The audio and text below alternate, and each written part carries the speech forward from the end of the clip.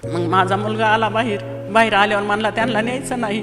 मग त्याला त्यांनी हे दाखिलं काय, मला त्याचं नाव बी नाही येत, बंदूक दाखिली.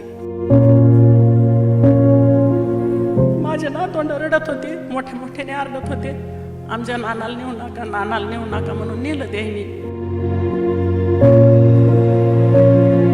त्यांना मारहाण केली ना, त्यांच्या जवळचं सगळं हिसकावून घेतलं. मोबाईल ठेवला नाही, तंबाखू ठेवली नाही, काहीच त्यांची सुपारी ठेवली नाही, काहीच त्यांच्यापाशी ठेवलं नाही. ते रात्री 2 वाजता 10-12 पैलवान पोलिसांसहित घरी आले. त्यांनी या आजोबांना मारहाण केली. हो, तुम्ही स्वतः पाहिलो मग सांगताल की बुवा हे बोलते ते खरं आहे का खोटं आहे, पाहिल्याशिवाय कळत नाही माणसाला. बरोबर.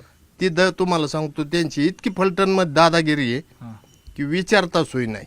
ह्यो माणूस इतका हरामखोर आहे ह्यो रणजित दादा. हां, याच्या अगोदर मी फलटण शुगरला म्हणजे हनुमंतराव पवार होते चेअरमन, त्या टायमाला त्यांचा दुसरा गावात कारखाना आहे, तिथं मी 10 वर्ष काढलेले तो. त्या हनुमंतराव पवाराचा सुद्धा ह्या माणसाने काटा काढलेला आहे. ते आपण लय किरकोळीत 3.5 लाखांचे 10 लाख वसूल केले, तरीही या कुटुंबाची त्यांनी ट्रॅक्टर आणि ट्रॉलीही जप्त करून घेतली. आता तुम्ही एक लक्षात घ्या ना, 3.5 लाखाचे 10 लाख बदलीत. माझं ट्रॅक्टर 2 टेलर त्यांच्याकडेच आहेत आणि आणखी माझ्याकडे 3 लाख आहेत त्यांची. मग आता तुम्ही बघा माझे जमा 10 लाखात किती झाले, 50,000. 50,000 रुपये जमा झाली माझी, 10 लाख बदले. तो मग आता 3 लाखाला किती लाख भरावं लागतात आता तुम्ही सांगा. ना कायदा ना पोलीस या कुटुंबाला कुणाचीच मदत मिळाली नाही. पोलिसांसह रणजित सिंग निंबाळकर वसुली अधिकारी बनून काम करतात असे आरोप झाले. दादा तर फोन पण म्हणजे मला पण ते विशेष वाटलं की एवढ्या मोठ्या माणसांनी 20-20 मिनिटं आमच्यासोबत फोनवर बोललेत साहेब ते की आमचे CDR त्या दिवशीचे काढा, आम्ही तुम्हाला डेट देतो. दादा बोललेत आम्हाला की बाबा तुम्ही हे पैसे भरून टाका, हे करा. आणि प्रमुख दादाच यात वडिलाला कोर्टातून बाहेर आणलं की त्यांचे पोलीस उभेच असायचे, लगेच दुसरा FIR झाला आमच्यावर. म्हणजे असे 4 वेळेस साहेब आम्हाला जामीन करावं लागली. आणि 4 वेळेस जामीन करून रणजित दादाचा स्वतः फोन आला. आमचा चुलत भाऊ बोलला त्यांना, ते रेकॉर्डिंग पण आम्हाला सापडेल, ती पण आम्ही तुम्हाला देऊ. रणजित दादा स्वतः बोलले की बाबा तुम्ही हे पैसे दिल्याशिवाय तुमचा माणूस सुटू शकत नाही. तिथल्या पोलीस स्टेशनचे लोक तिथल्या एका माणसाला माझ्याबरोबर गाडीत टाकलं. पण गाडीत आम्हाला पोलीसच्या टाकाय पाहिजे की नाही, हां, खाजगी गाडीत पैलवानाच्या गाडीत आम्हाला त्यांनी नेलं. कुणाचे पहिलवान होते आणि कुणाच्या सांगणं केलं जातं? रणजित लिंबाळकर, दुसरा कुणी नाही. खासदार रणजित लिंबाळकर यांनी हे गुण लोक पाठविलेले. कुटुंबावर आलेलं हे संकट पाहून ही माऊली पार तुटलीये. ती गुंडांना तिच्याच समोर तिच्या कुंकुवाने जे भोगलं ते सांगताना तिचे डोळे पाणावलेत. नेमकं त्या मध्यरात्री 2 वाजता या मुकादम कुटुंबासोबत काय घडलं तुम्हीच ऐका. नेमकं तुमच्या मालकाला कधी उचलून नेलं होतं, कशा पद्धतीने त्यांना तिथं मारहाण केली आणि तुम्हाला काय नेमकं सांगत होते, किती वाजता ते सगळे आले होते, कोण कोण होतं? 2 वाजता आले असते ते. 2 वाजता आल्यावर दार वाजिलं त्यांनी. दार वाजिल्यावर मग पुन्हा तेच उठले गपकीने. तर मी म्हणलं कमून उठलात तुम्ही? तर म्हणले दार वाजले. तर म्हणलं गपकीनेच उठलात तुम्ही? तर मग ते उठून आले बाहेर की ते म्हणले लगेच हाताला धरलं की 2-4 जणांनी येडा घातला. बाकीचे इथं बाहेर होते उभे, आत 4 जण आली होती. आणि मग 3 गाड्या आलत्या त्यांच्या. तर माझे नातवंड होते आमच्यापाशी झोपलेले, तर ते आरडायला लागले, नेऊ नका म्हणून लागले आरडायला. त्या टायमाला आमची लय परिस्थिती ही होती, सगळे आम्ही घाबरून गेलो होतो. हे आमचे एवढे डट नव्हते, ह्यांना BP होती, शुगर होती. नेलं त्यांना. माझे नातवंड रडत होते, मोठ्याने आरडत होते, आमच्या नानाला नेऊ नका म्हणून नेलं त्यांनी. माझा मोठा मुलगा होता, मी म्हणलं माझ्या मुलाला तर येऊ द्या. मग माझा मुलगा आला बाहेर आल्यावर म्हणला त्यांना न्यायचं नाही.